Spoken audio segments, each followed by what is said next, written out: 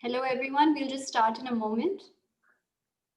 Are we awaiting Shahnaz Gulzar also? Is she with us? She's on, yes. Oh.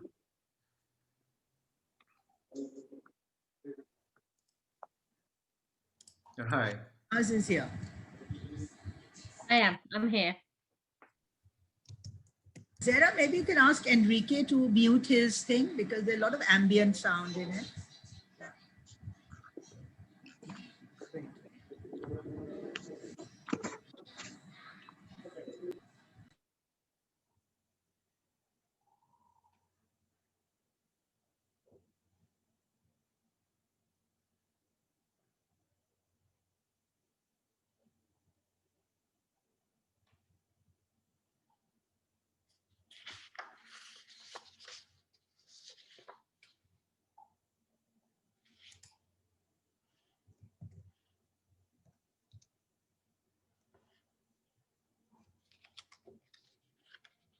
Good evening. Assalamu alaikum. Welcome, everyone. Good morning, good afternoon, wherever you're joining us from.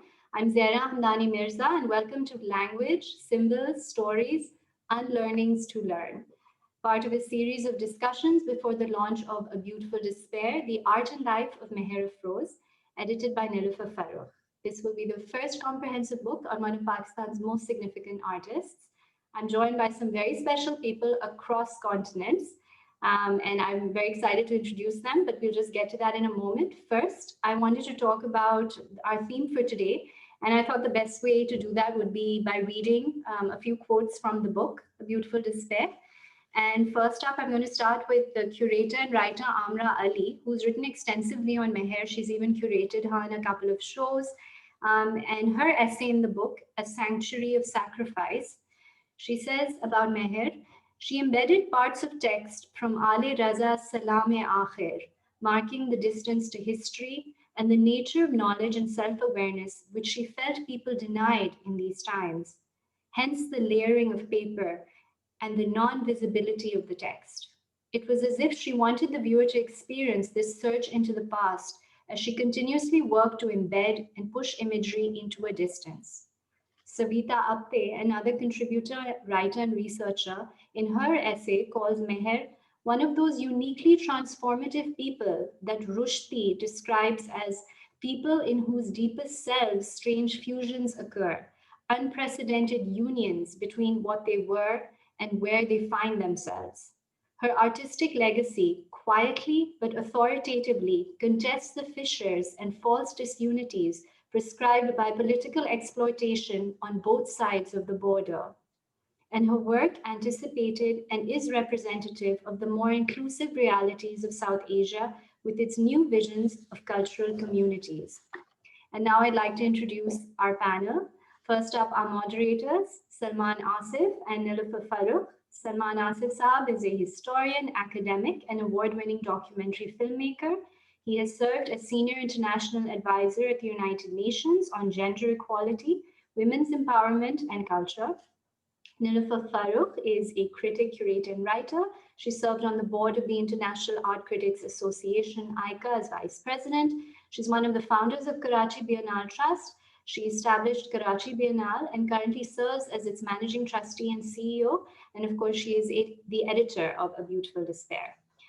Dr. Satya Abbas, joining us very bright and early, is associate professor at Rutgers University, Newark's English department. She specializes in post-colonial literature and theory, the culture and politics of Islam in modernity, early modern English literature, and the history of 20th century criticism. Her first book, At Freedom's Limit, was co-winner of the MLA First Book Prize, and her second book, The Empty Room, was shortlisted for the DSC South Asian Literature Book. Her book, Extraordinary Realities on artist Shazia Sikandar, will be available soon. Also joining us is Enrique Rivera, a Santiago-based researcher, curator, and audiovisual director. Since 1995, he has explored the intersection between visual arts, cinema, and literature. He has curated over 300 artists in various exhibitions, both in Chile and abroad, including the 11th Media Arts Biennale at the National Museum of Fine Arts in Chile. Also joining us for Shahnaz Gulzar, joining us from the UK. The Keith Lee-based artist and producer is the chair of Bradford's bid for a UK City of Culture. Her career spans film, visual arts, theatre, public art and media. She's also producer at Manchester International Festival and has worked with BBC Television, bringing a contemporary artist perspective to the programme Yorkshire Walks, and presented the BBC documentary film Hidden Histories, The Lost Portraits of Bradford. So welcome everyone, wonderful to have you. And for all of you who've joined us, welcome. On your screens, you can see a Q&A button. So if you have any questions, please feel free to type them in. We will get to them at the end of our session. Now I'm going to hand the floor over to our moderators. So Nilofer, please go ahead. Please unmute.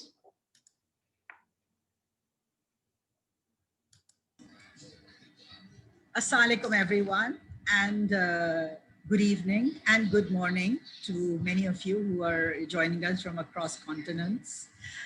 It's a pleasure to welcome you today to the third and final webinar before the book is launched. Its thematic revolves around decolonization, which to us has been an important subject because it's been a part of in fact, the driving force behind the independence movements in this region and many others. But somehow, due to expediency, politics, and many other things, this project was never really taken forward as it should have been. So it constantly appears in the work of writers, poets, artists, trying to kind of bring forth and keep the memory alive of all those promises that were made to dismantle the mechanisms of control, the mechanisms of the forgotten histories, and all the complicated ideas that don't really free a nation or help them to be complete. And I think Meher in the last 50 years has dealt with a lot of these. She's looked at cultural dispossession, she's looked at displacement, and she's looked also at erased history. And the way she's worked on it is through certain tools. The tools that appear the most are actually language, which again is woven through symbols as well as stories in her work of 50 years. So when we look at the whole, colonial history, find one moment, the turning point that brought it all together, and that was Macaulay's Minute, which is almost like 200 years ago, when the marginalization of the language started with, the discontinuation of the local languages in the administration, as well as the advent of English medium schools that were really designed to create a cadre of brown sahibs, as we call them, who would support the colonial, mandate. Meher, who was brought up in Lucknow, a city that's extremely proud of its language and literary legacy, came to Karachi in 1971 to find it a fractured city, a city where socially and economically people were divided along linguistic lines. And I think that caused a great deal of alienation for her. She experienced alienation, she experienced something of a trauma, a disconnect, a cultural disconnect in many ways. And I think it is this disorientation or alienation that she gradually began to deal with in her art. So the first time, and language, she used language continuously. And I think that is a thread that runs right through her work. Particularly when we see the first appearance of Urdu in her work actually comes through her signature. It's a kind of assertion of identity in a time where Urdu, most artists didn't sign their work in Urdu. I mean, the lingua franca of art is English and had been English for a while and continues to be English, it seems, till, probably interventions will change the situation. So here we have Meher using Urdu then gradually, seemingly random words began to appear in her art. Well, actually, they were really clues to her concept and her content. And then in the last 15 years, we see larger texts, poems, marsias, which are very prominently featured in her work. So the whole idea of language gradually moved to the center stage of her art. And then, of course, the symbols that she's crafted, a lot of them connect the past and the present. That is why her work never is really irrelevant, although it brings the classical and the contemporary together very comfortably, as she herself moves fluidly between these two ideas, and these ideas belonging to the larger civilizational spirit, so to speak. That's never dated. It's always there. It lives within us. And of course, stories. When we look at Meher's series, some of them lend themselves very well to narratives. Khud Kalami, Biti are two series. And by the way, if some of you may not know, Meher likes to work in series. So the title of her series are very important to find your way or enter her work. So with Khud Kalami and Biti, it's the inward journey that the artist talks about, her lived experiences in this new city, and of course, connecting it to her city of birth frequently. And then another series, which is called the Dastaveez, is an external document. It's almost like an eyewitness account of the violence in Karachi, the continuing violence that sporadically came up and kind of broke the fabric of the cities, of the communities, the political, the social fabric of the city.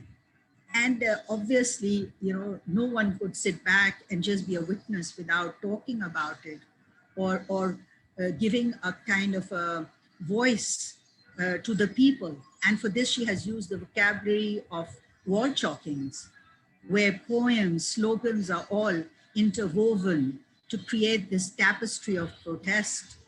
And then, of course, we have the silent voices, the etchings that go into a deeper history, the history of 1947, where the colonizer withdrew very hastily, very messily, and also the very insensitively drawn political boundaries that divided people, divided villages in Punjab, and led to the whole continent, burst into flames, into violence. She talks about the untold stories of the forgotten women of 1947 through her silent voices, which are a series of portraits of the caretakers who were left behind when people moved very quickly across countries. I think the whole project of decolonization is a very complicated one. And today we're looking forward to our panelists on presenting their perspectives. And now I'd like to invite my co-moderator, Salman, to say a few words. Salman, can you unmute, please? We need you to unmute your... Yeah, there we go. Thank you very much. Well, first of all, yet again, greetings and a very, very warm welcome to this very august selection of panelists that we all eagerly look forward to listening to. I think I'll pick up some of the strands that Nilofer, that you pointed out with regards to some of the contextual dimensions of Meher Afroz's work. And that takes me back to the whole body of literature of exile from the Indian subcontinent, and writers, poets, artists of the Indian subcontinent are no strangers to life in exile, to uprootedness and to displacement, right from the political and security chaos that set in from the late 17th century and 18th century and 19th century. Um, so what you do find in this lineage, this huge continued requiem of displacement, of uprootedness, of exile, a type of despair, uh, which is quite unique to those who are exiled on their own lands. But when you are taken from your own home and transported to a different place, you can hold the dream of home in your heart, for sure. But when you're exiled in your own homeland, when you're moved from one part of your homeland to another part of your homeland, and when within your own homeland, your home is taken away and you're hunted and you're killed in your own land, there's not much home for you to dream about. And this resonance we continue to see, for example, if I could just recite some Urdu couplets of Mir Taki Mir, क्या बूद बाश पूछो हो पूरब के साकिनों हमको गरीब जानकर हंस हंस पुकार के दिल्ली जो एक शहर था आलम में इंतखाब रहते थे मुंतखब ही जहां रोजगार के जिसको फलक ने लूट के वीरान कर दिया हम रहने वाले हैं उसी उजड़े दियार की. Now this is a poet from Delhi who's displaced amidst political chaos in the uh, in the capital city of the United or subcontinent, Delhi, and he moves to Lucknow, which is another seat of learning and excellence and knowledge and abundance and plenty, and relatively lesser at that point of time influenced or impacted by political chaos and crisis. And yet he remembers his city, Delhi, referring to the people who are asking him, who might have asked him, where had he come from? हमको गरीब जानकर हंस हंस पुकार के दिल्ली जो एक शहर था आलम में इंतखाब रहते थे मुंतखब ही जहां रोजगार के जिसको फलक ने लूट के वीरान कर दिया हम रहने वाले हैं उसी उजड़े दयार की. But then the question is that articulating the dreams is not easy, as the very ideas of what is possible is shaped by the culture of the world that we live in and the world that we might aspire to change for better. But as it is said, poetry is the way we help give name to the nameless so it can be thought.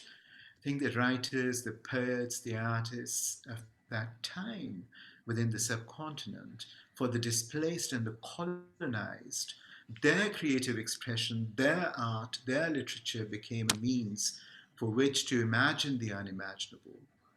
And the artistic expression became the medium that could suggest it as a possibility.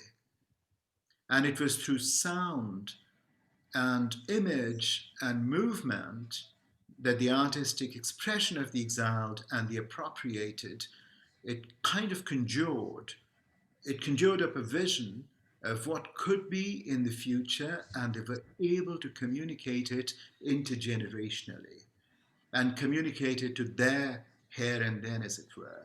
And this has led to a rather extraordinary juxtaposition of intersectionalities within creative expression.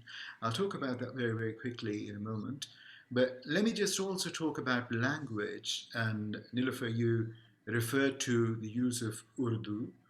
And I would like to highlight its extraordinary leap in a time span of 3 centuries from being a rather provincial, from its provincial origins to becoming a lingua franca of the Indian subcontinent. But what did it mean for the producers, for the users, for the practitioners of this language, the artists, the writers, the poets, the publishers? It seems that for them, language was almost like a double-edged sword, which could imprison, but also it could set free. And what did it mean when language became, kind of the only home to inhabit when all else is lost for the colonized, the displaced, and the uprooted. In that sense, for the writer, the poet, the historian, the artist, the act of leveraging on language, symbols, and stories, it kind of made up a shelter. It allowed space to what could otherwise be hidden, crossed out, mutilated, even erased. And at times it seems that it worked towards a reparation also, a kind of a space for healing, making it a shelter space for the mind. And equally interesting is the point that at the same time, it also seems to be feeding upon the ruptures, the tears, and what might otherwise be as, seem like a seamless oppressive fabric. You talked about the tapestry of protest. So here's a tapestry of uh, exclusions, there's a tapestry of disadvantage and dispossession. And it seems that within that tapestry, strands of that tapestry has been used in their own uh, trajectories and documentation of their trajectories. So in terms of its continuity, one would look at the reflections, for example, on displacement, uprootedness, alienation, racism, stigma, discrimination, prejudice, and bigotry in the works of the and writings of the artists of the South Asian origin, such as Shamsa, Rashida Rain, de Souza, who moved to Britain in the early 60s, and they had to navigate through this, multifaceted deluge of alienation, of being looked at with mixed views, either uninvited or as exotica, and either of which was not acceptable to D'Souza, to Rashida Rain and Shamsa, and they have written about it, and Rashida Rain in particular, in his continued Yanel, the third text. But what happened back home? Back home in Pakistan, writers, artists, poets, political activists, in particular women poets and artists and writers, continue to confront through their art, their confrontation, their interface with, and their confrontation with extremely oppressive dictatorial regimes, anti-women and misogynist legislations, policies, frameworks, institutionalized and culturally normalized marginalization of women and silencing of voices, and many forms of violence against women and girls. And on personal front, these writers, poets, and artists, they faced and withstood stigma, isolation, ostracism, state oppression, and an entire discourse on them being almost dubbed and described as sinful women, which Kishwar Nahid has worked through wit and satire in her poem Hum Gunagar Orte. And similarly, you have Fahmida Riaz. And for Fahmida Riaz, the very act of making literature has been a form of disobedience, has been a form of resistance. And in doing so, she gives a certain visibility to a population that formed its identity in opposition to a conformist cultural mainstream. Yet in its exceedingly arduous but immensely heroic trajectory, these women artists, poets, and writers, you find that they aligned themselves with not just other women and their trajectories and their journeys, but they created strategic alliances. You find a kind of positioning, a very cognizant positioning with other marginalized groups, with the most disadvantaged, with the most dispossessed, the most vulnerable, the disenfranchised, trade unions, the lawyers' movements, religious and ethnic minorities' movements. So you find this whole intersection of various alliances, and this acknowledges that the political landscape is also a cultural landscape. And this cognizance has opened up, facets of new terrains to work upon, which is visible in Meher Afroz's work also.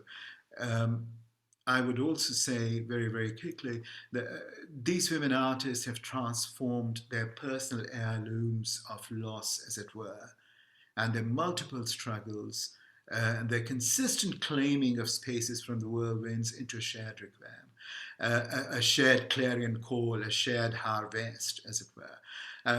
But the point to remember is that the artistic activism is a cultural approach, and it is inherently nonviolent.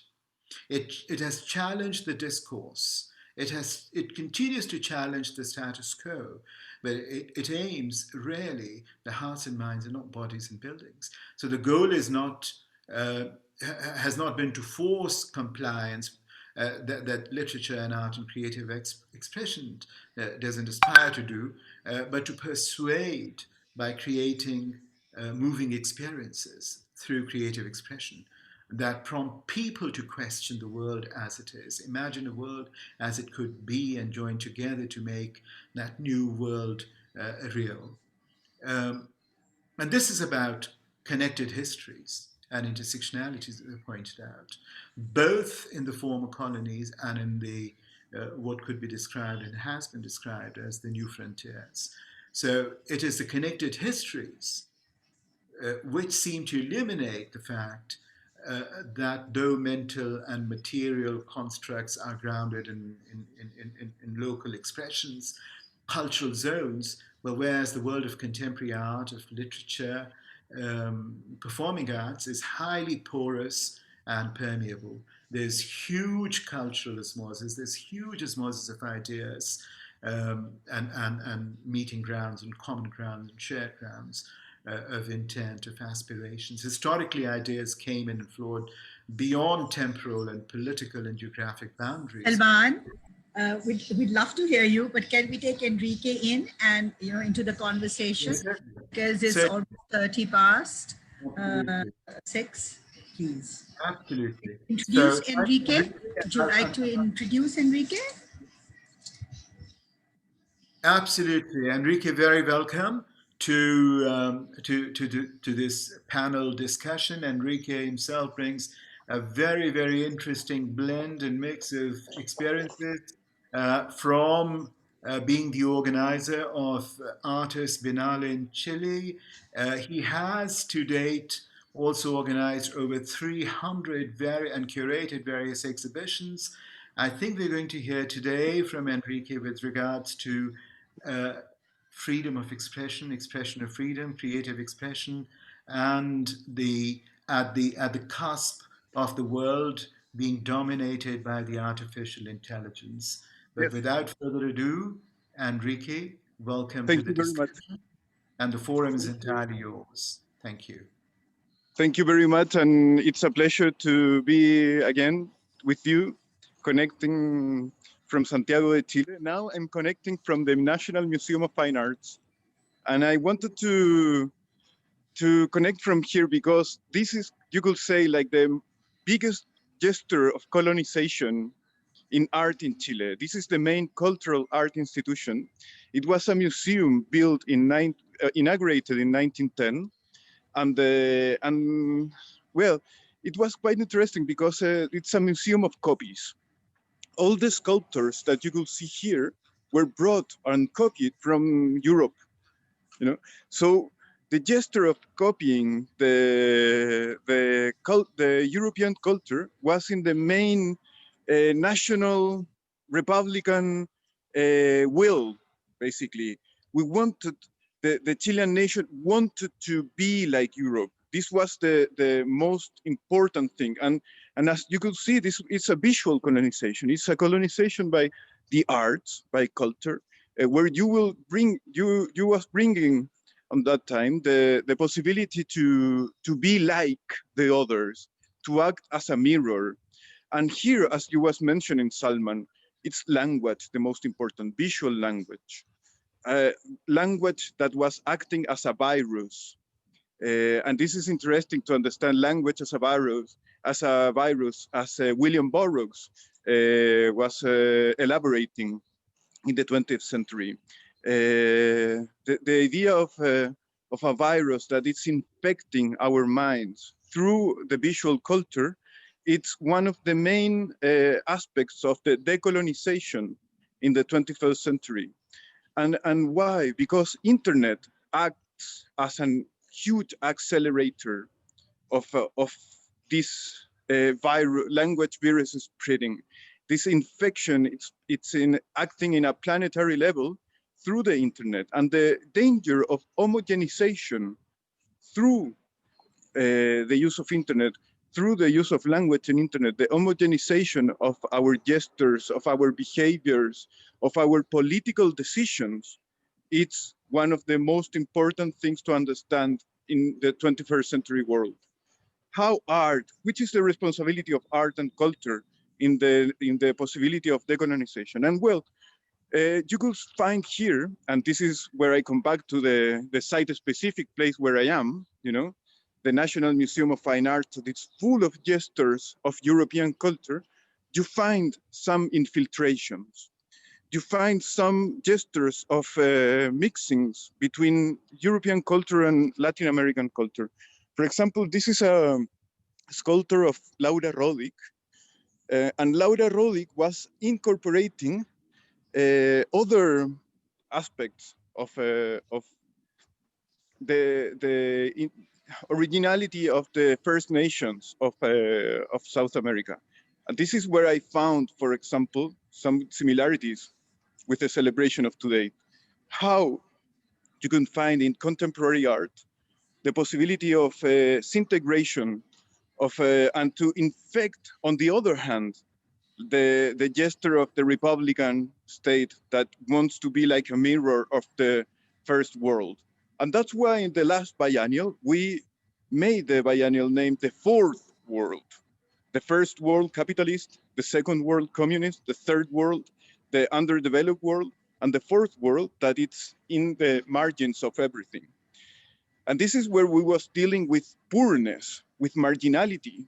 What is marginality in today? Marginality for us, and this is what the statement of the Bienal, was the possibility to understand that everyone is marginal, also the first world. What we are seeing in the United States, almost 70 million people voting for Trump, it's a gesture of marginality. Even if Biden wins the election, you have 70 million people that it's almost 70 million people that it's voting for Trump, someone that it's completely on the edge of rationality, no? And what the first wall is telling you there, that they are marginals, intellectual marginals, no? And this is something that it's completely for us a dangerous situation when you have one of the most powerful nations of the world, the people of one of the most important nations of the world, backing up someone like him, you know, this is you have to bring the alert, you know, to the situation, and then we have the responsibility to understand that when you are aware of the situation and you don't act, you become in a somehow you are part of the problem. So this is from our side what we are working for the next Biennale, you know, to understand that we are already in a bad situation in the world, but it's completely bad to keep telling that. You know, we need to make things we need to make things together in a planetary gesture. And this is my invitation. This is you could understand it as a performing lecture. What I'm doing here now with you, I'm showing the place that we need to decolonize. You know, this is the National Museum of Fine Arts in Santiago, and this is an invitation to you, to all of you, to your community, to think together how we could decolonize in this moment of humanity. We are living a portal moment. an after and before. You know, which will be the after? We will build it together. This is my big question: how we could build it together? How we could build it together through art? And my main objective is to think together in a positive way how we will get out of this mess that we can figure out through gestures of indifference, of apathy, of ambition, of um, enormous ego, you know, of art, and an art sector that it's organized through the market and not through a critical position of to understand exactly that neoliberalism needs to be stopped somehow, because the planet is completely cannot take it anymore. So this is my contribution to this lecture. Thank you very much. It's a real honor to open the possibilities of a connection between our both communities. And I hope you the best. Thank you very much. Thank you very much, Enrique. Niloufar, could I request you to kindly introduce our next guest speaker and invite her for her reflections? Thank you, Salman. I'd like to invite Shehnaz Gulzar now to give us her perspective. She's lives in UK, is a part of the community that moved from South Asia, maybe 3 generations ago, north of UK. And Shehnaz today is not only an artist but also working in the arts. Where she makes decisions regarding the opening up of institutions, festivals, to new debates of decolonization. So welcome, Shehnaz. We'd love to hear your perspective on things. Hi, Meher. Good morning, good afternoon, and good evening. I think we're covering all 3 bases of the day today. My name is Shehnaz Gulzar, and as Niloufar has said, I'm an artist, producer, and also I'm finding myself in the position of change maker in some of the areas of work that I do. I will be sharing my screen because I think we're going through quite an interesting process in the UK. We are actually using the term decolonizing our collections within the UK, within museums and art galleries. We are also using the term decolonizing the rhetoric and the language around work by artists of ex-British Empire. The Commonwealth is also an interesting term for us in the UK and how we approach it and how we use it. What do we mean by Commonwealth? I think if we look historically at the British Empire and the countries and the regions that it occupied, we kind of have that discussion about whose wealth and where is the commonality and where is the wealth these days. The particular thing that is taking place in the UK and has been, I think it's been building up steam. I think it has been building up momentum, and the decolonizing of our institutions is one of those. I think that has had a 10-15 year increment. It's not something that has happened overnight, and it hasn't happened overnight because there's a lot of us, and I placed myself in positions who have spent the last 15 years positioning ourselves where we find ourselves in positions of influence, where we are decision makers, where we are change makers, where we can speak the language. It's interesting that Salman started this discussion about Urdu and language and colonization through language. Actually, there's an interesting flip going on now where we can actually speak the language of the country of my birth, because I was born in the UK, the language of the colonizers of the country of my parents' birth, because they were born in Pakistan and in Azad Kashmir, as it is now known. And actually, if these if now that I can speak this language, now that my generation can speak this language, we can now have that discourse, have that discussion, and challenge in a way that gives us influence, that gives what we are saying, gives it status and gives it position, knowledge. Also, the language that you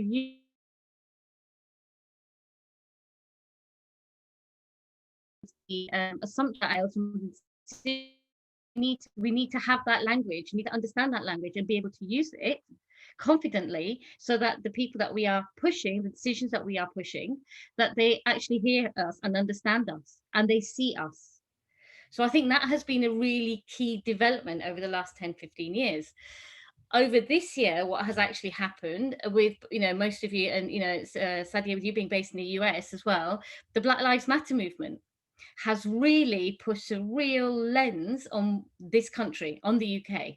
I was having a discussion with my daughter a few weeks ago, and she goes, "Mother, what was the biggest colony in the world? What is the biggest colonizers? What was the biggest empire in the world?" And and I said, it's got to be the British, because if you look at the regions that they colonized, and she went, no, it was the Afghans, actually, Mother, because you need to go further into history, into empire. And I said, oh, well, I'm looking at it in the term of colonization and empire. We have this big discussion then about what empire means and what colonization means. And so fast forward to where we are now, and again, the UK is in a really interesting position as well, having just had Brexit, and we are about to go into a hard Brexit post-December. And I think the elections, which is why the elections in the US are so important to us currently as well. We have, most of us are very dark circles because we are staying up in order to, I actually stayed up to watch Trump's speech last night, which was, an interesting statement in itself when you start pulling it apart. So in this country, the lens on, on slavery, on empire, on history, on interpretation of history, the lens of that interpretation, the lens of the victor, the lens of the victim, the lens of the colonized and the colonizer.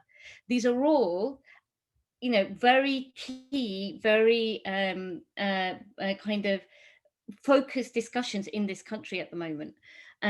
And we can have those discussions now with power and influence because we now are in those positions.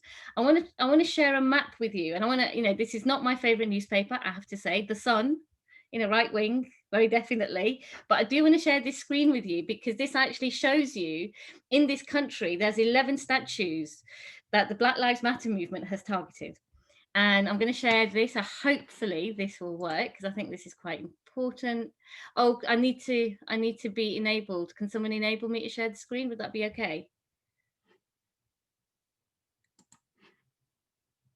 I'll carry on speaking while we're doing that. Just brilliant. So, okay. So I'm aware that you can all see this. So of course, top of the list, Columbus.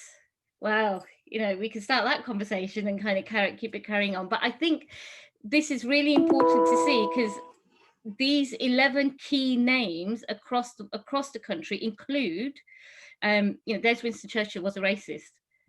We are being told that we are vandalizing. We are being told that we are, hoodlums, that we are hooligans. But actually, when you have the conversation about Winston Churchill, especially related to South Asia, especially related to our independence and the British leaving, it is much bigger, much larger than us, and that kind of reassessing of history has a different lens on it. I'm just going to quickly go through this so people can see. There's a wonderful Christopher Columbus, the state of the US today, an immigrant nation if there ever was one, yet who is wanting to control the language and the focus and the power of that country. Thomas Guy, also equally interesting, looking at, somebody who was considered to be a philanthropist, but also what is the history of Robert Guy, slave trade. So the UK, just to say, is an incredibly complex, complicated country. I'm just going to stop sharing that screen, and I'm going to take you to a letter because this country is and I'm involved with some museums up here in the north that are actively decolonizing their collections. I'm going to share a screen with you now, which is a letter that was shared by Oliver Dowden that was sent to all the museums in the country, asking us to look at our history, not remove sculptures and statues of key figures, historical figures, but actually look at the complexity of history and address that. So I'm going to share that letter with you. So I'm going to bring that up. There we are. So this was a letter that was shared that was sent to all the museums and art galleries. Most of the museums and art galleries in this country are publicly funded. So this was a letter directly from Oliver Dowden and their position on the contested heritage, which I would say it's contested heritage. It's not really, it's the complexity of history. We know what the heritage is. We know what the history of most of these figures actually is. So it's not actually contested, it's a truth. But whose truth are we talking about? Whose lens, whose perspective are we talking about? So just to say that the government position, this first paragraph is incredibly important. And I don't normally read things out, but I will. And I'm reading this paragraph out so you can all see. Can you all see this? Yeah. History is ridden with moral complexity. Statues and other historical objects were created by generations with different perspectives and understandings of right and wrong. Some represent figures who have said or done things which we may find deeply offensive and would not defend today. But though we may now disagree with those who created them or who they represent, they play an important role in teaching us about our past with all its faults. Interesting. So again, who's going to do the teaching? So who's going to teach us about that past? Are you willing to hear the truth of that past? Which takes me to Jallianwala Bagh and the project that Manchester Museum did last year. I'm just going to, again, bring this image up. And it was so the exhibition was last year, 100 years after Jallianwala Bagh, and we know our history, those of us from that South Asian diaspora, those of us of South Asia, of what happened in Jallianwala Bagh. But that history and how that history has been contextualized, how it has been spoken about from the British perspective and from the South Asian and Indian perspective, it's worlds apart.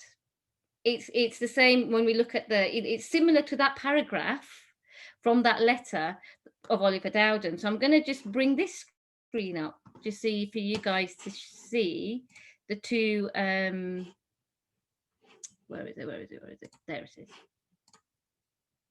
So you can see this.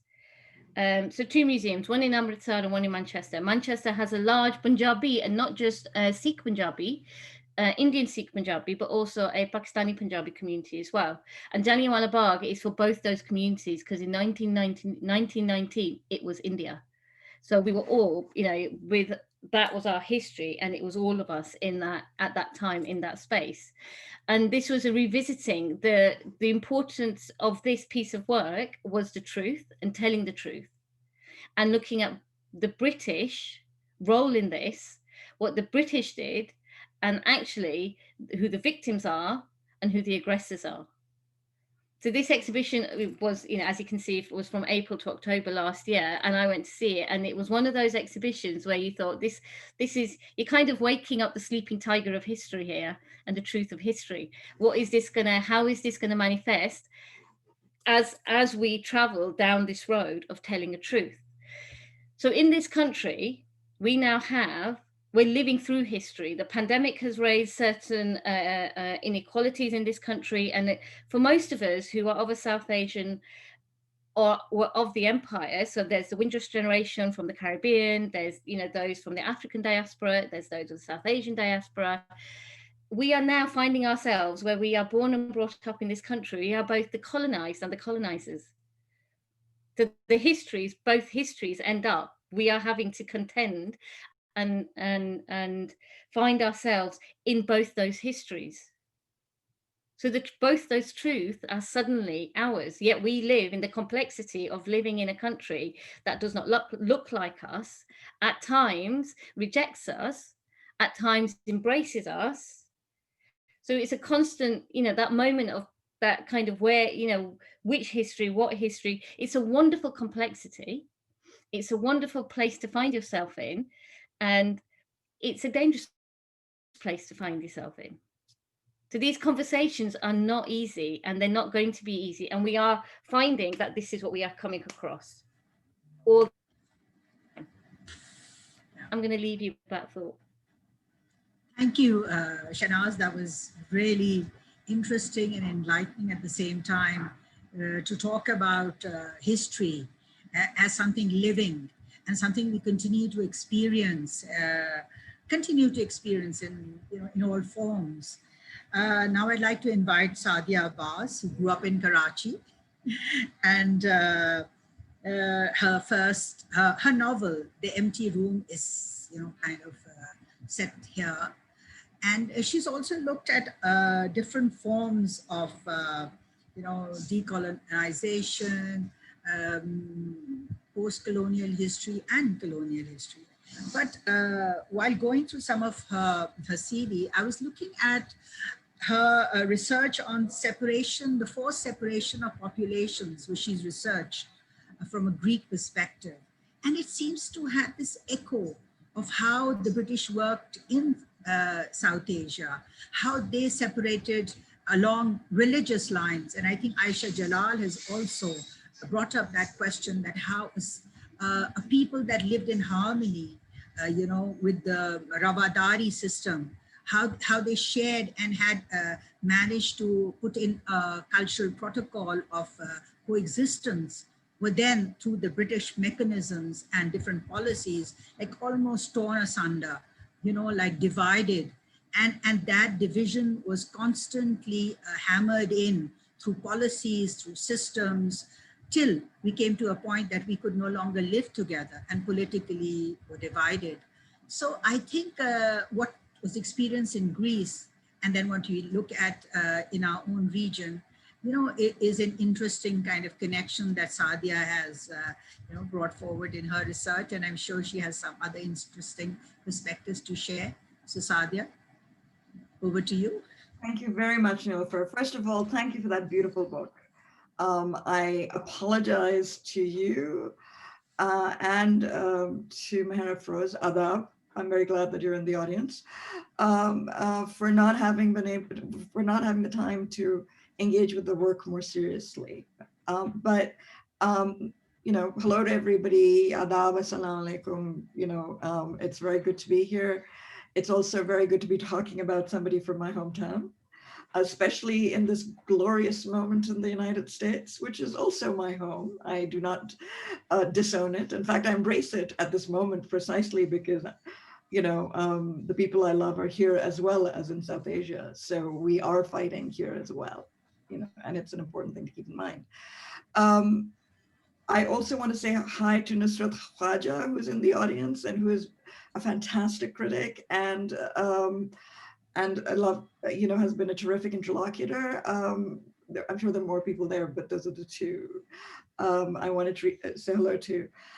Thank you to my fellow panelists and to the moderators for these wonderful introductions and thoughts. I'm sort of buzzing a little because, of course, this is what I teach, and all of it, right? And I'm in fact working on a book in which I do discuss the Greek connections with South Asia and with American racialization, called Space in Another Time, an essay on ruins, monuments, and the management of life. So a lot of what Shanaz was talking about speaks to me very, very sort of dramatically. And what Enrique was saying about what it means to be watching the election of the global policeman, where 70 million people have basically explicitly endorsed straight up white supremacy and ethno-nationalism, which is, which is basically fascist, is, whether Trump wins or loses, what was hypothetical maybe in 2016, although I don't know how it was hypothetical, he did say what he was going to do, is now absolutely instantiated. So what is now endorsed, is, and here for everyone to see, is the reality of the Americas, right? And I do think the Americas is the right category here simply because it is, in some sense, the fact that even the Sun has Columbus as the first statue should say something, because at some level, the racial structures that were imposed upon the colonies began with the racializations that began with the so-called discovery, but really settler colonialism in the Americas, right? And some people would argue actually go back to 1440. I mean, it began in 1441 when the Portuguese got into Africa. So there's a long history of the sort of colonial construction of identity, of racialized identity.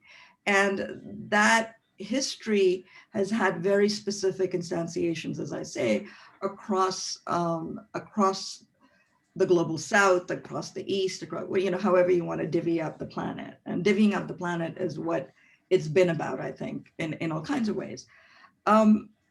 So part of what, and I will start with the Greece connection then in that sense, right? Because the book that I'm writing, which connects the Greek-Turkish population transfer of 1923, a mandated disruption of essentially a kind of a globally agreed upon program of population movement, was also a precedent that was cited explicitly in the formation, in the support for partition. So Ambedkar, the Dalit who became a Buddhist and who was architect of the Indian Constitution, actually said that population transfer was the only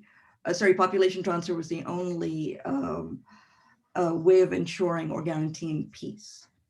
And so a certain kind of colonial management of populations, right, of divisions of populations, was then normalized over, I would say, something like a 300-year period. And you know, sort of people, I mean, look at, you know, some of the so-called tribal conflicts, which are supposed to be, you know, based in some kind of a metaphysical origin, but in fact have to do more with how the colonial state managed different and rewarded certain population groups and then pitted them against each other, what is known as divide and rule. And in that sense, you know, of course, Aisha Jalal has written about coexistence, but then Barbara Metcalf and others have also written about the way in which, you know, sort of these political blocks were created, right? Muslim versus Hindu and so on.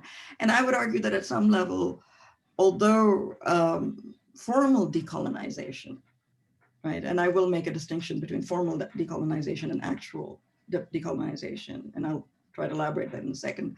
So all the formal decolonization has happened in, say, in the South Asia in 1947, which is the British were kicked out.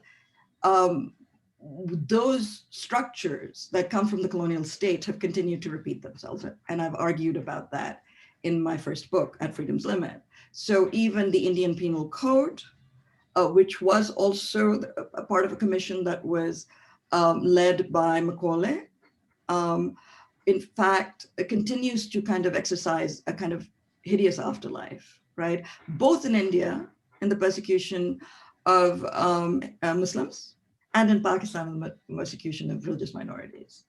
So we're basically kind of continuing those processes. We've simply we've given them a national name. So I want to, and you know, I want questions from the audience, so I'm gonna try to keep this as brief as I can. I have way too much to say. But what I do want to turn to then is Meher Afroz's terrific work, right? Salman talks in his essay about housing society, Heather's wonderful short story, and about displacement to Karachi. And I have to say that Heather is one of my great loves. So her work, and in the current book, I'm actually writing extensively about her. And Heather was, I think, in that sense, somebody who wrote about that terrible rupture, right? And that terrible displacement with extraordinary clarity. And that clarity persists in a kind of very interesting way, because in Arkadaria, right, you have that Avadi culture that Meher Afroz has talked about so beautifully, has represented so beautifully. But, and you know, you get that section on Avad, but then the translation that she writes, or transcreation as she calls it, she substantially rewrites and actually puts in a lot more about the Greeks. Because I think she actually saw certain connections there that she was developing. In Aakhir Shab Ki Hamsafar, the Urdu version doesn't have this, but in her translation, about 20 years later, she adds a whole section on the Americas and begins with a kind of connection between American and racialization, you could say, through an aesthetic engagement and colonial racialization, and links it to partition. In both cases, she's thinking very hard about colonial taxonomies, right? And she actually explicitly says that. In fact, I have published a piece called Neither Greek Nor Indian, which is a reading of this, which I can send a PDF to anybody who wants to see it. But not just self-advertisement, but I think it's actually relevant to the moment. But I think that, so when I looked at this book, right, I'm going to now merge the historical, the political, and the deeply, deeply personal, right? Over the last 3-4 weeks, of course, here I am teaching courses on race, New World colonialism, and post-colonialism, and ethnic identity in Europe, and statues, right? Because that's a research I'm also doing. But then suddenly this book arrives, like this beautiful gift, right? Or the PDFs arrive. I'm waiting for the book, but and I'm sort of almost in tears, right? Because I'm looking at these photographs of Lucknow, and my family is from UP, right? And I'm reading about Nazmabad in the 70s, and I wrote a novel about that, right? And this incredible intellectual culture. And I actually wrote a portion about gardens, about the cultivation of a garden in PIB colony, right? This idea of creating gardens in cramped spaces for people who are thoroughly displaced, right? So this was the world I grew up with. And one of the things that I was really interested in, right, was how that world negotiated its terrible displacement. And then my novel is set in the 70s as well, 69 to 79. So I didn't want to talk about Zia. I want to talk about the 70s, right? Which is, I mean, I was born in 1970. So I wanted to talk about that moment of the real kind of the dispersal of possibility, but also where these people who had come from Meerut and Bareilly and Lucknow, right, were already in a fully nostalgic relationship with this language, which on the one hand was being used by the state as one official language. On the other hand, was being thoroughly marginalized by the state. We know what the state did in Karachi, right?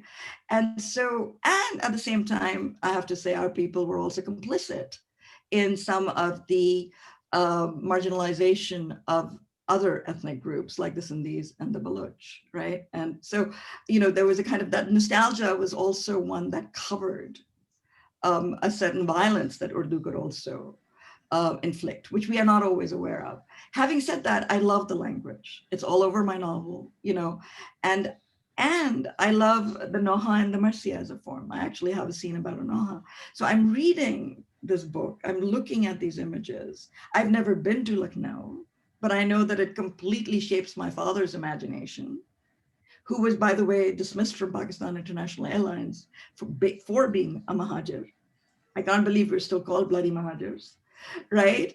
And under Martial Law Regulation 52, right, which I'm only now beginning to deal with because I just couldn't, it destroyed us as a family. So I'm reading this and I'm looking at this and I'm just utterly moved, right? Because of course, the reason that I can now embrace the United States, and my partner is African-American and one of the senior scholars on some of the issues of Black studies and critical theory, and of course I love him. So I have to love, or deal with his struggle, right? But on the other hand, right, I'm looking at this, I'm thinking, the struggle is planetary because there is nowhere to go. So even exile now is not a possibility, right? Because it's everywhere, which it had to be. Because the colonization constituted the globe in a very specific way. And of course, that is the globe that we're now living with and whose afterlife is now fully our life. So having said all of that, I still want to say, I want to thank Meher Afroz. I want to thank Nilüfer. I want to thank all those extraordinary women, right? But I also want to thank Meher particularly, and if I may say Meher, but you know, because your generation made women like me possible. You know, that's what, because I was a teenager in the 80s, and what women were doing is what inspired me in every struggle I ever had, and I did struggle. So thank you. Thank you, Sadia, for that very kind of moving and impassioned perspective. Because I agree with you, we do weave the personal, the political, and all other things that shape our lives. So I think, Zara, over to you, and maybe you can we can take a few questions. We could do that. Uh, Sure. There is a question for Shenaz. She raised an interesting point about who will teach this history if we hold on to these problematic statues and other morally complex archives. What needs to happen for this to be taught properly?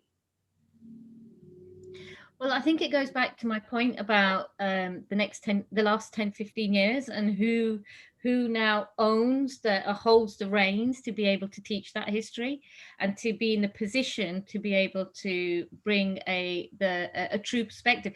Jallianwala Bagh, that exhibition last year at Manchester Museums, would not have happened if it hadn't been for key figures of a South Asian diaspora. Farida Khan being one of the curators who was working, on the new North South at Manchester Art Gallery over the last, I think, up until last year. So, but yeah, and then there's the historian David Olusoga, who's actually teaching and about the slave history and colonization through slavery from a British perspective.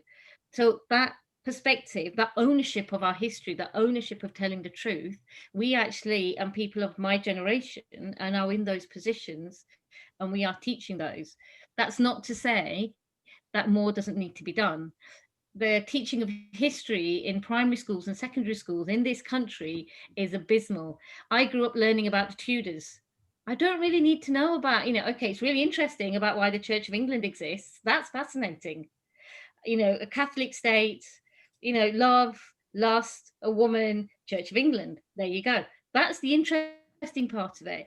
But everything else, the history that comes after that, Elizabeth I, the reason for why, she, how Britain became an empire, economy, business, East India Company. We're not taught any of that. That is history that I have discovered and I have found. But now I'm finding more truth about it. So that the teaching of history within the primary schools and secondary schools in this country also needs to shift and change. So it's not just university level, and it's not just through our collections and through our museums and galleries, but it has to start from lower education. I just want to add something. I think this dependence in the last 75 years in Pakistan on the national narrative has to shift. It has to be the compilation of the people's history. What are the people's aspirations? What are their perspectives? So I think this has to, shift, and smaller interventions will probably create that opportunity to, for a larger history. But I think that whole idea of the monolith, history as a monolith, has to go. We need to have many histories simultaneously running parallel to each other. And all of them have to be given that same respect.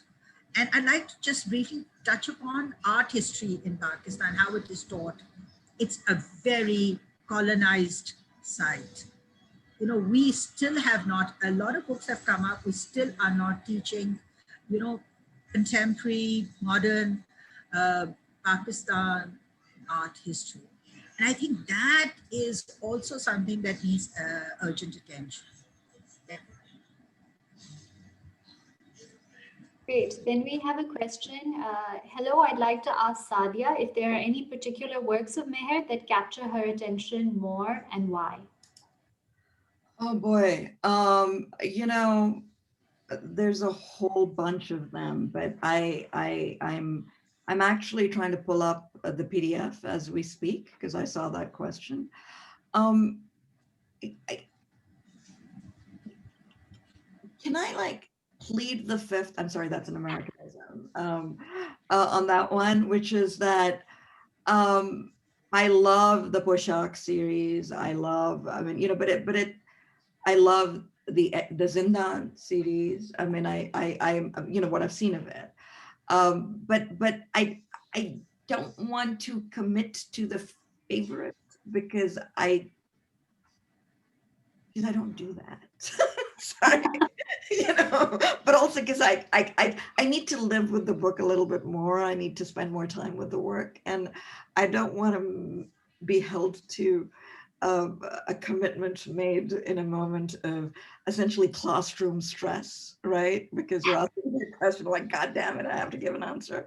So give me a pass on that one. But let me just, I threw out a couple, but there's a lot more. Okay, there's another question for you, so don't stress out. But How am I gonna answer? You know, yeah. Can you direct me to an essay or info on your reference to garden creation and displacement? That's just I actually, that's my novel, honestly. I mean, again, I seem to be just pitching myself, but there's actually, and that wasn't the intention, but there's actually a character who's actually a Shia also, you know, Safdar Naqvi in my novel, and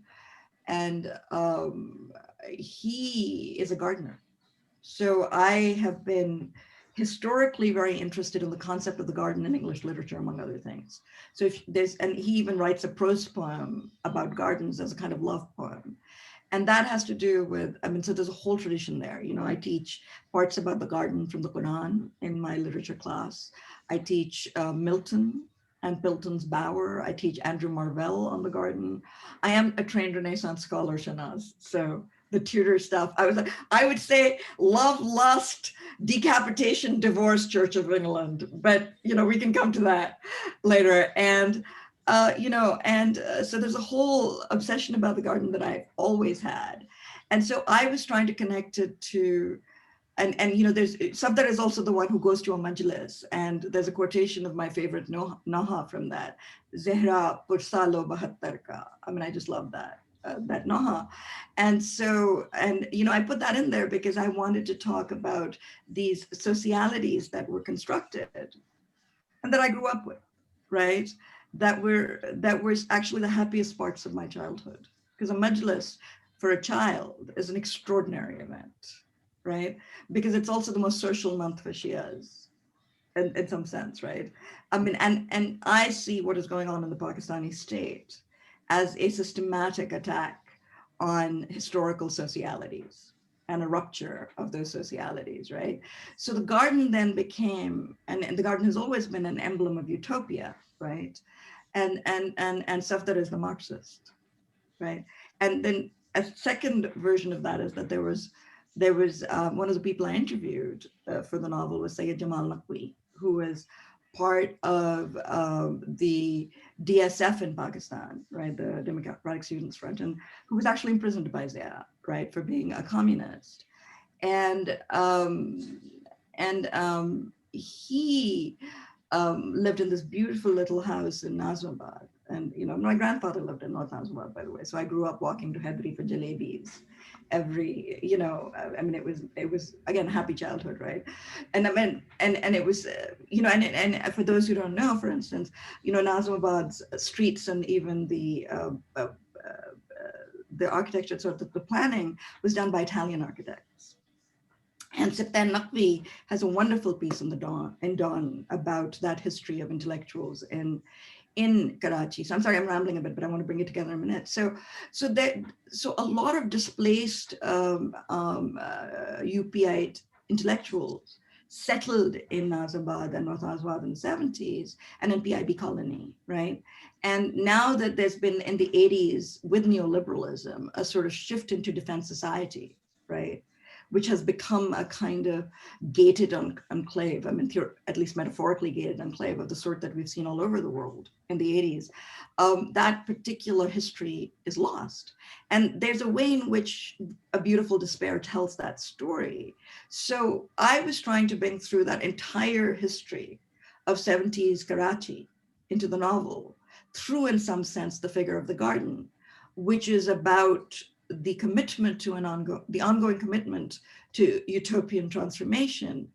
And the smashing of the garden then becomes a kind of metaphor for the attack upon it, right? So, you know, my novel is one of the places, unfortunately. Jamaica Kincaid has a wonderful piece called A Small Place, which is also about gardens. You know, and there's a lot more, but yeah.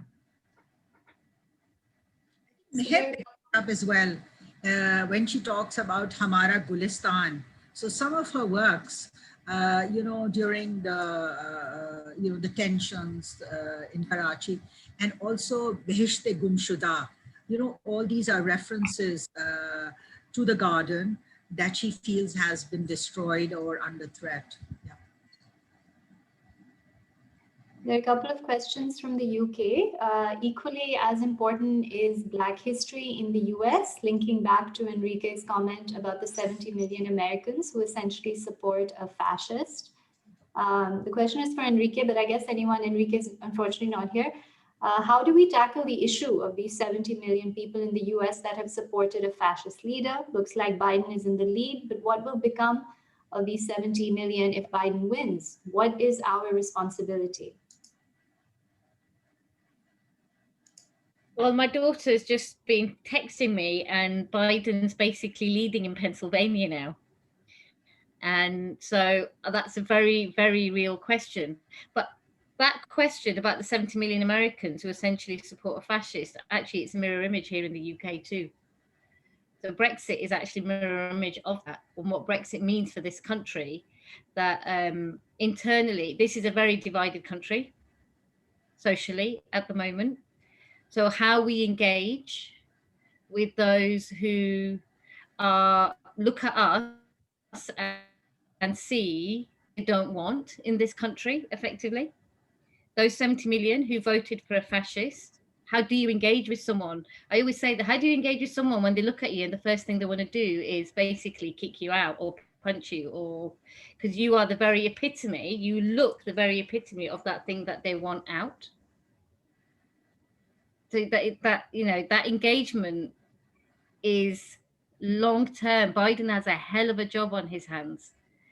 All of us on a day-to-day, and it's not just those in power, it's those day-to-day conversations, the work that we are all doing or we're all trying to do in our different areas. You know, the teaching of a history, the teaching of current, you know, what we're living through right now, the history we are living through right now. You know, that is going to determine the future. I mean, it'd be great to hear from Satya on this. I was trying to shut up, but yeah. You know, this question of what do we do? I mean, those people have always been there, right? They're vocal now, and they've found something. They've found a voice, and that's not trivial. But I think at some level, what we also have to keep in mind, and I think Shanaz is absolutely right. What does engagement mean? But it's also is that it's not just Biden, right? I mean, there's also something else going on in the Democratic Party. It's something going on in the United States. I mean, I, of course, you know, live with somebody who has been engaging Black history for forever, right? Has been involved as a student activist back in when he was a teenager, you know, but who was born before segregation ended. I mean, that's actually what you're doing, you know, you know, these are very real and living questions, but then we also have to think about the fact that they're also contested, right? So there's a kind of way in which the American media narrative is completely defined by liberalism in a way that's actually obfuscatory, right? This is a moment of profound political contestation in the United States. And that has to do with absolute fear of the demographic shift. That's also what's driving this craziness, right? I mean, there's a terror of the demographic shift. Now, demography will not deliver you from ideological tendencies, that are deeply embedded. So there's there's all kinds of work. I mean, BLM has a syllabus. Many of us teach I've been teaching here for 20 years, right? And I teach all of this stuff. I mean, I taught Defoe and New World Settlement and Robinson Crusoe yesterday. And I also taught Derek Walcott yesterday in my upper level class on slavery in the museum, right, from Omeros. So we are engaged in this, but it is political. It's a political contestation. And what in other countries, right, even in the UK, right, will be understood, and I've spent extensive time in the UK, right, would be understood as straight up contestation. In the UK, in the United States, it turns into liberal hand-wringing about how are we all going to come together, and that's actually what it is. There's a lot of whining because everybody's in shock, including the Democratic establishment, right? Grow up, deal with it. It's politically disputed. What you thought they'd just hand over power to you in 2 minutes and go away and like all come together and sing Kumbaya? It doesn't work that way, right? But that's been the narrative. And that narrative is what's also driving the craziness, because then everybody gets really anxious because, Wolf Blitzer is having a meltdown on CNN and we're all watching it in real time across the planet. This is America. Hello, welcome. Many people have been dealing with it. As my partner says, my people have been struggling for 400 years. I'm not going anywhere. That's it. So, so I really think we have to think of this as political disputation, contestation, whatever that means, and not some kind of moment of hugging, kissing, and making it go away, which is what the liberals want. So there are a couple more questions. How would you develop inclusive curriculum/resources in museums in such a way that everyone could relate to the history of the UK and feel represented? Thank you, Sarah, for that question. I think it's about who writes those. It's about how that research is done. I think it goes back to my earlier point about teaching and truth, and the ownership of who is actually doing it, who is actually doing the teaching. A lot of the interpretation that happens in museums is done by the curators who work, and the historians are in those positions.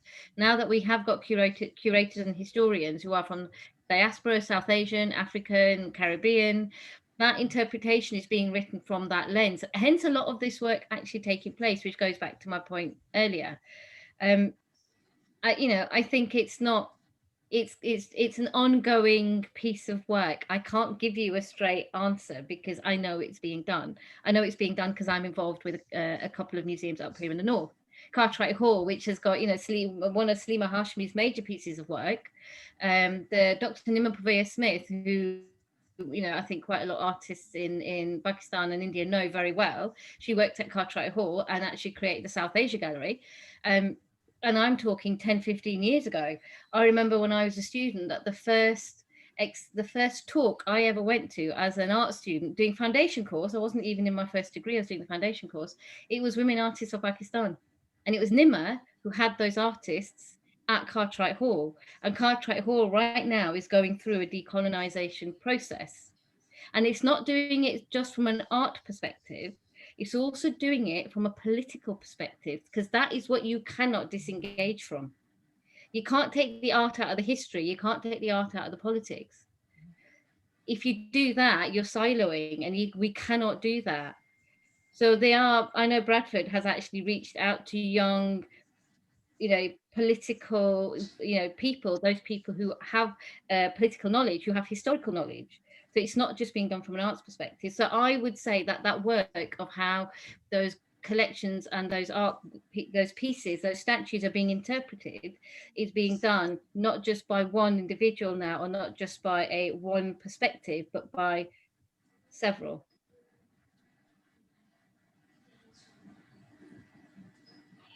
Great. Really quickly, I don't know if we can, Nilüfer, do we have time for one more question, or are we winding up? Yeah, sure, we can take one question. Okay, Yes. we'll take one more question. This is by Adil Ali Khan. It's interesting that countries like Bangladesh have to a certain extent decolonized their British past, and the Bengali language went head to head against Urdu being imposed on the people. There are similar examples elsewhere. Interested in thoughts from the panel. Who would like to? Maybe Salman can answer this one. Salman, would you like to take this one? I think it was dropped you in it, Salman. Well, that's very kind. Very kind. But I think I would much rather invite our August panelists to respond to it, because everybody is looking forward to hearing more from them. And I think to add to this rich and enriching discourse. So let's start with Satya Abbas. Satya, how would you? It's like you just paid it forward. I don't actually think Bangladesh has successfully decolonized, to be quite honest. Right? I do think that there's linguistic rupture, there is epistemological rupture, and they're not the same thing. I do think that, I think if I understand the thrust of the question, then I would say that there's no question that Bangladesh was, in fact, treated horrifically by the Pakistani state, or what East Pakistan then. And that's a reckoning that requires more serious thinking, and again, I'll come back to Protala and Heather, Aakhir Shab Ke Hum Safar is wonderful on it. And so is actually her rewriting of that and Fireflies in the Mist. And there are artists like Naeem Mohamed, I think is how to pronounce it, who's doing this incredible work, who's from Bangladesh. There are writers like Temina Anam in English who've written about it. But I think that the epistemological rupture, right, hasn't happened because the Bengali state is as driven as the Pakistani state is, as the Indian state is. And the epistemological rupture is about really rethinking the very modes of statist identification, of citizenship, of minority identity, about the kind of commitment to producing minorities. And the Bengali state has not dealt well with its own Hindus, for instance. So there's a whole, and there's of course a wonderful Matar Moina, the wonderful film by the filmmaker who died, which I also teach, right? So which actually takes on a lot of these issues. So let's take two layers of violence and right, you have the colonial violence.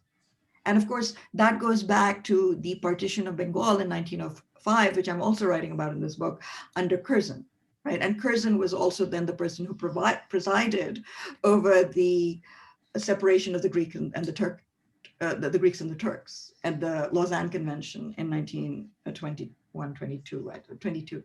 So what I'm saying is that there's a connected imperial history here, and that is yet to be told fully because our epistemic structures and our scholarship are thoroughly national in their discursive frame. We isolate subject matter, and I'm actually arguing against it in my current book, and other people have. I'm not the first by any means, right? There's great work. There's Lisa Lowe's The Intimacies of the Continent. There's Chris Manjapra's work on India. There's a lot more, right? I'm just giving quick names. So what I want to say is that, but we tend to think nationally because that's the one thing we did achieve in decolonization, was the form of the nation state, which is essentially a European colonial invention to begin with, right? Which is not to go back to some romantic notion of the empire. And I do want to meet your daughter, Shanaz, because she's asking the right questions. But I want to say that, so we've got to think about, so that's one layer of oppression. Then there's what the Pakistani state does. And the Pakistani state's relationship with the Bengalis in Bangladesh, because there are Bengalis in East Bengal as well. Remember which one is it? West Bengal in India. But the Pakistani relationship with them was actually thoroughly racialized, right? Because the Bengalis were small and dark and all of those things. So, and again, same structures, same epistemic structure. And to the extent that the Pakistani state has not reconciled with that, it is continuing to replicate the structures. And of course, that's what they said about the so-called Mahajirs as well. Chote hain, kale hain, pajame pehante hain, that stuff. And then after that, But then you've got the Bengali state, and it's still a state, and it's still a nation state, and it's got the same problematics. So epistemic structure will mean thinking about a new order of social collectivity that is simultaneously planetary and local. And I got nothing more. Thank you. I'm going to request Salman Saab to give his concluding remarks. Before I do that, I just wanted to say our launch event is next week. The book is launching next week. We're getting a lot of questions about how you can register for the launch event. So if you just check the chat box, I've actually put the link in there. So you can just click it to register. And I'd like to hand over the floor to Salman Saab to give the concluding remarks. But if I could just say that it's been such a rich and enriching, inspiring conversation and dialogue. And I think the question and answer session also unpacked and fleshed out various nuances, contours, dimensions, and facets of the various standpoints. So if it's okay, Nilofer, I don't think that there is a requirement for a summation, but I can, and it'd be my great honor to just share with you a few takeaways from my own side. Starting from Enrique Rivera, the reminder on internet is a huge accelerator and a promulgator of certain kind of homogeneity or homogenization, as he pointed out, of our responses, reactions, political decisions, which is a point of concern.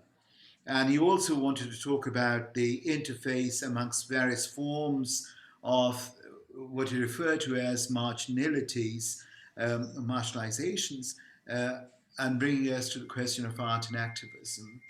And then he left us with the question mark, a very important question, to leading us to the possibilities of shared visioning, shared reflection through osmosis of cultural knowledge, through osmosis of artistic and creative expression, and through exploration of shared grounds and political positioning.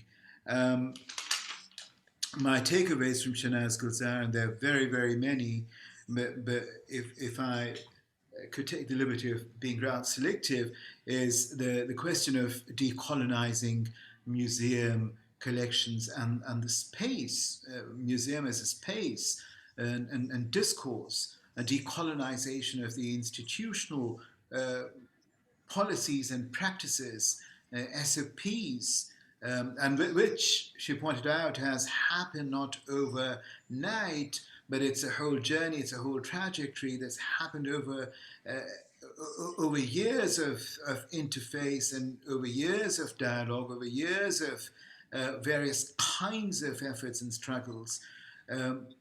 She also talked about the question of the language, adoption of language amongst the diaspora, the language of the colonizer, but in a reverse juxtaposition, it gives, it becomes a source of, a tool of knowledge, a tool of understanding the ladder, taking to elevation of the level of decision making, taking you to the level of and the status, and being able to not only understand the language, but being able to bring oneself at the position of bargaining, from the position of power, from the position of equal understanding, to understand where the trade-offs are, to understand how you bargain, dynamics of power, how you become an important part of that positioning. But you also talked about the specific lens in slavery on new forms of colonization, the question of the colonized, the victim and the victimizer.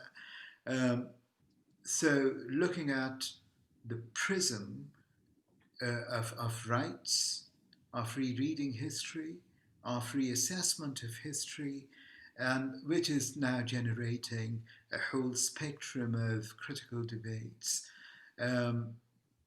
You talked about application of that prism, of that lens, through various historical figures such as Winston Churchill, Thomas Gay, Columbus, and what it means and how it generates discussion, debate, and discourse, an intergenerational debate.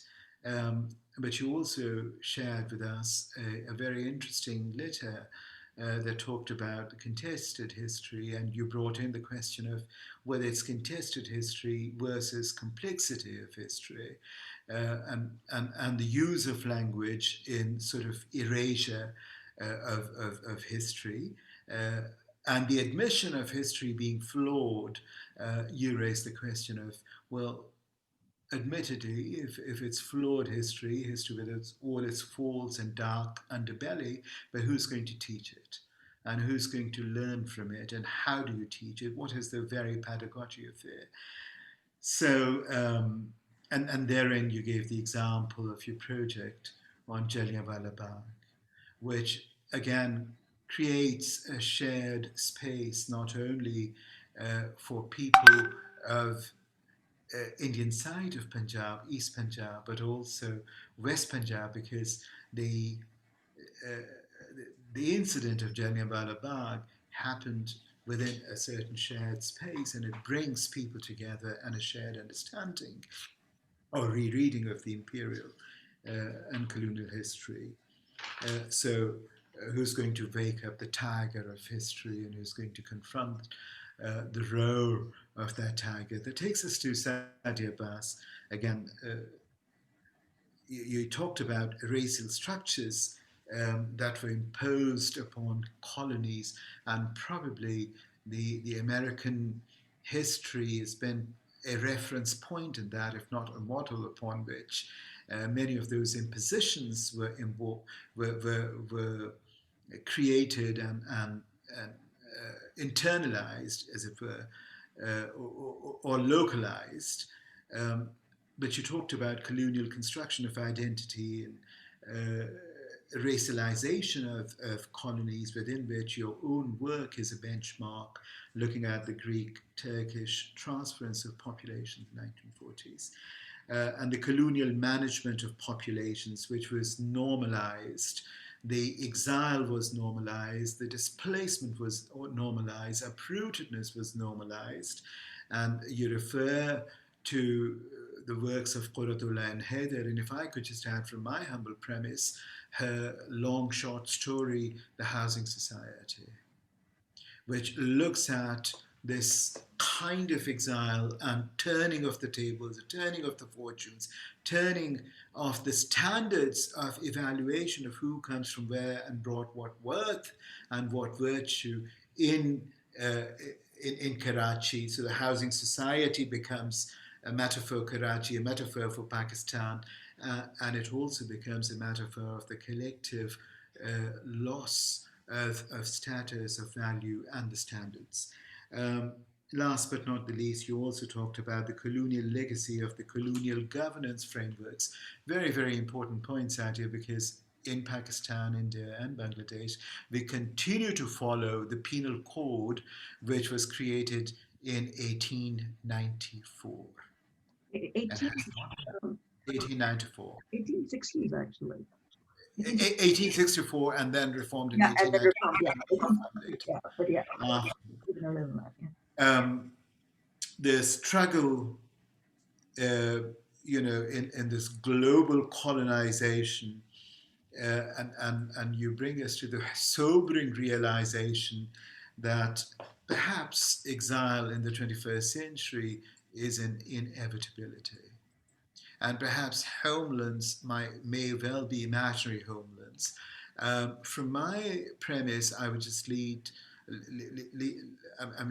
everybody with a couple of reflections that I've gathered from your rich reflections that, with regards to connected histories, that perhaps these connected histories, and through these connected histories, we can delineate new and extended pathways for the circulation of ideas and osmosis of ideas, as I said. And finally, analyzing. Connecting histories does not necessarily mean flattening out the sites of geographical, cultural, political, historical divergences. And perhaps the new pathways could also be the reminders that, on the contrary, the trajectory of creative expression by artists and writers and poets from various parts of former colonies is a lesson in certain defamiliarization for our times, and it demands that we recognize and acknowledge our own radical differences. Thank you. Thank Over you to so you. much. Thank you so much. Thank you, everyone. This was intense, parts of it. I just wanted to say that the book is launching on the 14th next week, so be sure to register. I've put the link in the chat panel. The launch is going to be very exciting. It's a conversation with Meher Afroz and Nilüfer Farooq with Savita Appe, one of the contributors, a writer, researcher, Savita. So please register for that. And thank you, everyone. You can get more information about the book on meherafrozthebook.com, as well as from our Facebook and our Instagram at A Beautiful Despair. Thank you, everyone. Have a good morning, good evening, good night, wherever you are. Thank you so much. Thank you. Thank you very much. Good night.